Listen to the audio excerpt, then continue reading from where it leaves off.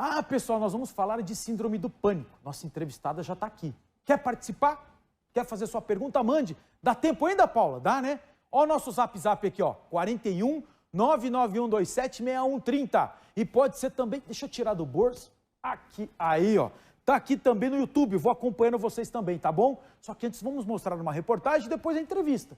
E nessa reportagem nós vamos mostrar que o Brasil tem a maior taxa de pessoas do síndrome de pânico do mundo. Sabia disso? Segundo um estudo da Organização Mundial de Saúde, cerca de 9% da população brasileira tem algum tipo de transtorno de ansiedade. Rapaz, de cada 10, quase uma. Vamos ver esse VTI? Acompanhe. Falta de ar, tremedeira, formigamento no corpo, inquietude, ansiedade. Muita gente não dá bola para esses sintomas, mas eles são um alerta do corpo. A Rosana teve vários episódios em que esses sintomas apareceram juntos e só procurou um médico quando chegou ao extremo. A primeira vez que eu... Não foi a primeira vez que eu tive a crise, mas foi quando eu resolvi procurar ajuda, que foi quando eu estava trabalhando e que até então era um trabalho corrido, mas naquele momento estava tranquilo e eu comecei a passar mal, comecei a sentir falta de ar e também a ficar... Comecei a tremer, assim, muito, meu corpo todo tremia e me sentia também muito corpo gelado. Então, todos esses sintomas foi me dando mais, assim, a crise foi aumentando porque daí eu fui ficando mais ansiosa por conta disso. Então, não saber controlar isso fez com que eu ficasse mais e passasse mal até que eu precisasse procurar um pronto-socorro, porque eu achei que eu estava morrendo mesmo, assim. Já são 6 anos de tratamento com medicação e 3 anos em terapia. Os resultados são conquistados dia após dia, assim como os desafios que precisam ser vencidos diariamente. Para quem sofre de ansiedade, o tempo pode demorar a passar, mas é preciso ter calma e entender que tudo passa, até o desespero durante uma crise. Durante a crise, a pessoa que está junto, trabalhar a respiração em que sentido? Puxar o ar, segurar um pouquinho esse ar, 2, 3 segundos, e aí soltar o máximo possível. Respirar, porque quando nós estamos calmos, a gente até respira devagar. Quando vem essa crise de ansiedade, a adrenalina sobe, eu não consigo mais respirar devagar. E aí isso começa a ter uma hiperventilação e aí faz com que o coração comece a ficar mais rápido e, enfim, tudo piora. Então, o trabalhar a respiração é o fundamental nesta hora da crise. Nas ruas não é difícil encontrar ansiosos. Muito ansioso. Tudo, o dia a dia, o trabalho, o estresse do volante também. Daí dá muita ansiedade na gente. Um pouco. Um pouco ansioso só? Um pouco só. O que geralmente te deixa ansioso? Cumprir horário. Eu sou bem Caxias em horário. Sentimento comum entre os brasileiros que se destacam no mundo quando o assunto é ansiedade. Segundo a Organização Mundial da Saúde, 9,3% dos brasileiros têm algum transtorno de ansiedade. Pouco mais de 5% têm depressão. O Brasil é o país com mais ansiosos no mundo. Fatores socioeconômicos influenciam nisso, mas o comportamento deve ser um alerta e a atenção deve ser dada aos mínimos detalhes. Inicialmente, é sempre muito importante a gente identificar. Então, essa pessoa lá sentiu uma coisa estranha, depois, que essa crise passar, identificar e procurar ajuda médica para identificar se tem alguma coisa física ou não. Ou seja, não é nada cardíaco, não é nada da minha tireoide, não é nada físico. Então, aí nós estamos falando de uma questão voltada para a ansiedade, que é algo psicossomático, é algo que é emocional, que é muitas vezes desencadeado por N fatores. Respirar fundo, procurar uma companhia e a ajuda de um médico são ferramentas fundamentais para vencer a ansiedade. E vale também aquela fezinha de acreditar que no final tudo dá certo. Dá tudo certo. Muitas vezes as pessoas não acreditam. Nossa, mas você é muito calma, muito tranquila. É porque eu estou desempregada faz um tempo. Eu falei, calma, vai surgir oportunidade. Calma, não é assim, né? E realmente surgem as oportunidades. Vamos continuar nesse assunto e ampliar essa discussão, porque nós estamos aqui, está aqui no nosso estúdio, estamos com a presença da neuropsicóloga Samantha Fabrício Blatz da Rocha. Bom dia. Falei certinho? Falou certinho, Ricardo. Então, Bom dia. Então tá bom. A gente falou muito ali de síndrome do pânico. Sim. Pânico do quê? Vamos situar essa situação. Então, o pânico, ele é considerado como uma reação muito intensa a qualquer coisa que o organismo perceba como ameaçador, tá? Eu acho que essa é a palavra-chave. Você sentir que algo pode trazer algum prejuízo, seja no campo físico, seja no campo emocional. Certo. E aí vem aquela coisa, qual é a diferença do medo para realmente um transtorno de saúde, que provoca um transtorno de comportamento também? Quando que esse medo se transforma num problema? Veja bem, Ricardo, ter uma certa dose de medo é uma coisa muito natural e saudável para o organismo, porque nós somos preparados para reagirmos àquelas coisas que são efetivamente ameaçadoras para a nossa saúde, para a nossa sobrevivência.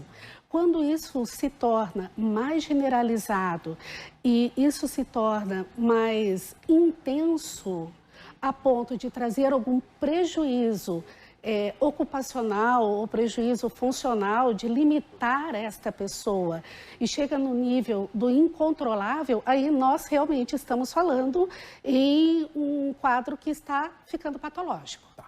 Esse fenômeno que nós estamos tratando aqui, a senhora percebe que é algo novo?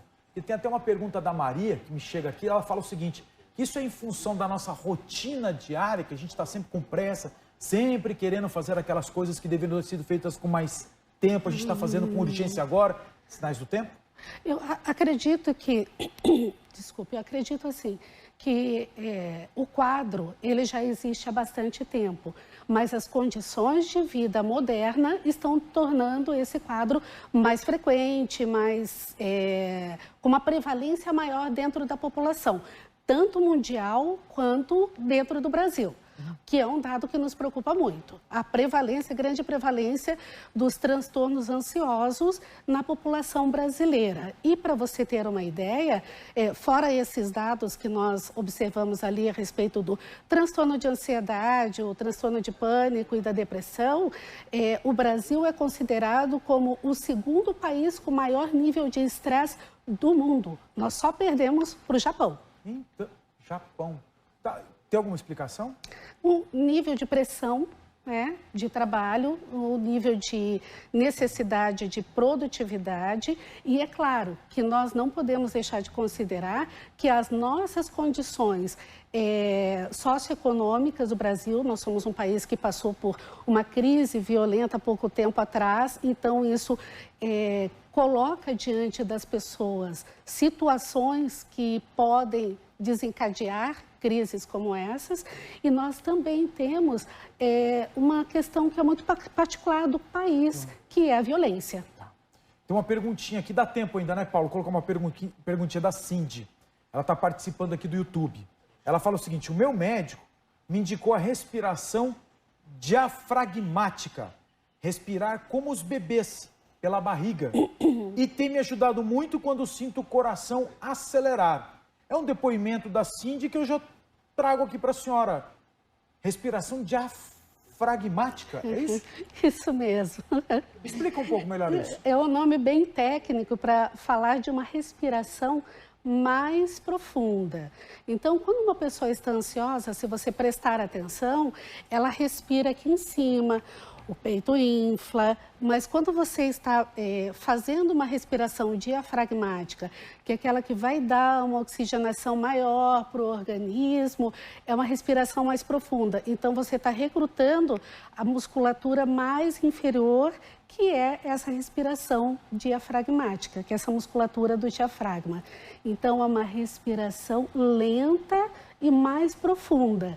Isso é um dos maiores recursos que nós temos em termos de método natural de controle dos sintomas do pânico quando eles estão começando. Samanta, duas perguntas aqui, ó. A Angelita Moreira está perguntando, queria saber se também crianças podem apresentar essa síndrome. E a Cirlei Alves também reforça. Criança tem síndrome do pânico? Devem ser as mamães aí preocupadas. Sim.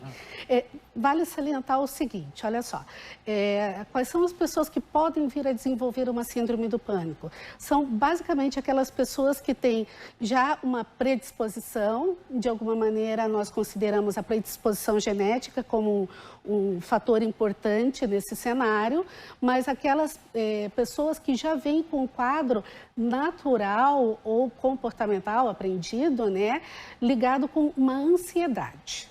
Então, as crianças ansiosas tendem a ser adultos que podem vir a desenvolver um quadro de ataques de pânico ou a síndrome do pânico propriamente dita na vida adulta. Pode falar. Não. Conclua, por favor, me desculpe, conclua seu raciocínio. Então, é bem possível que você encontre convivências muito agressivas uma criança que venha desenvolver ataques de pânico, sim. É que tem mais uma pergunta para a senhora pelo Zap que chegou agora. Vamos lá? Vamos lá. Tá aqui, ó. Tati, sou calma, mas minha filha Isabela tem 9 anos. E ela fica nervosa do nada. Começa a gritar com o irmão. Já falei para ela uma vez ir ao médico porque ela é agitada. Fica nervosa do nada. O que será? A Tati está falando com a gente lá de Colombo. Olha só. Nós estamos falando de uma faixa etária, por volta dos 9 anos de idade, em que a criança está saindo daquela infância propriamente dita e começa a ir se preparando para entrar numa puberdade. A faixa etária de 9 a 10 anos é uma faixa etária assim, de bastante turbulência também na cabecinha da criança. Vale lembrar assim, que a gente está sempre trabalhando com essa criança, a necessidade dela ir conhecendo seus estados e da forma mais lúdica possível, trabalhando o autocontrole, é uma ferramenta, é um instrumento muito válido para essa mãe. Uma perguntinha aqui que eu recebi pelo YouTube, tá? Legal a participação do pessoal do YouTube. Agora perdi, achei. Sirley está falando o seguinte, ó, meu filho tem 8 aninhos, diz que está acelerando o coraçãozinho e sente muito medo, principalmente para dormir. Aí ela está preocupada se é tal da síndrome do pânico nesse caso. Ricardo, eu sempre considero o seguinte, isso acho que é sempre um alerta importante para os pais, tá? Se você está falando, como a síndrome do pânico conta com vários sintomas físicos mesmo, taquicardia, sudorese, então adormecimento, então são sintomas do sistema nervoso autônomo, essa arritmia, então vale a pena sempre dar uma descartada junto com o psiquiatra se não se trata de algum problema orgânico, de alguma arritmia de origem orgânica. Muito bem. Isso posto, descartada uma causa física, aí você está constatado que esse quadro está mais ligado com a questão do humor, essa questão mais ansiosa, aí sim, aí você tem que começar a trabalhar, dar ferramentas para essa criança, para ela se sentir mais segura, para ela desenvolver esses recursozinhos. Você veja, a própria prática da meditação ou da respiração nas escolas, já hoje tem sido usada como uma ferramenta valiosa para diminuir a ansiedade das crianças. Então, você veja que esse voltar-se para si, para o que está acontecendo no corpo, tentar dar uma controlada, é uma ferramenta poderosa. E parece clichê, mas é fato, né? Procurar um especialista, porque olha só o depoimento da Célia Regina aqui, ó. Minha filha tem 6 aninhos e é muito ansiosa, que às vezes tem até febre. Então, assim, procurar ajuda, procurar um especialista nesse assunto, né? Sim, procurar um especialista nesse assunto. Você tocou numa questão muito importante, porque normalmente nós falamos, damos essas orientações, mas nem sempre a família tem toda essa bagagem, principalmente com o primeiro filho, né, de saber como usar essas ferramentas para ajudar a criança. Então, um psicoterapeuta, um psicólogo é uma figura assim, muito importante no cenário desses. E assim, lembrando que você não precisa ter aquelas terapias de longo prazo. Hoje existem terapias mais focais, intervenções mais pontuais, orientações que nós conseguimos trabalhar com esta família e intervir com a criança para ajudá-los a serem mais instrumentalizados a lidar com isso. Tá certo. Ficaria com a senhora aqui o resto do dia, porque tá chegando pergunta, tá chegando também aqui opiniões das pessoas, e tem até a Paula dizendo aqui ó, que o meu coração acelera, mas eu já acostumei. Eu tenho isso, ela fala. Eu tenho isso, já me acostumei. Meu coração acelera. são sintomas do corpo para determinadas situações. Eu, por exemplo, minha mão transpira continuamente porque é a tensão do programa ao vivo. É normal. Deixa eu aproveitar. Então, mais rapidinho, então, Paulo. Vamos lá. Mais uma perguntinha aqui para a senhora Diana. Bom dia, uma pergunta... Bom dia. Uma pergunta. O estresse pode causar algum tipo de surgimento de feridas na cabeça? Diana de Maringá. É isso aí. A Paula até me ajuda. Somatização. A reação do corpo a algum tipo de problema que você tem de ordem ali, pessoal, de ordem psiquiátrica. Então, olha, Ricardo, e o nosso telespectador, assim, essa nossa telespectadora, ela traz uma questão muito importante, que é o fenômeno psicossomático mesmo. E, assim, dentro do espectro dos fenômenos psicossomáticos, e quando você fala de estresse, quando você fala de burnout, que é o estresse ligado ao trabalho, você pode esperar, sim, que aconteçam sintomas nesse grande revestimento do nosso corpo, que é a pele, né? Então, feridas no corpo, coceiras, urticárias,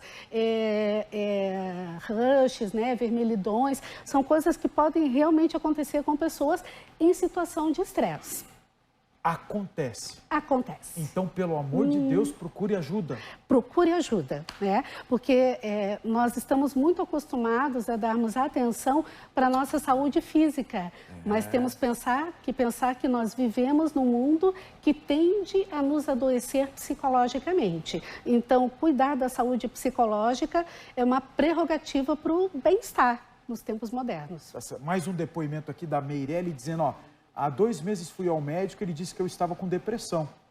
E a causa disso foi justamente o estresse, o dia a dia, né? Doutora Samanta do céu, muito obrigado pela participação do senhor. Quebrei a rotina aqui, minha mão tá suada porque a senhora entende, né?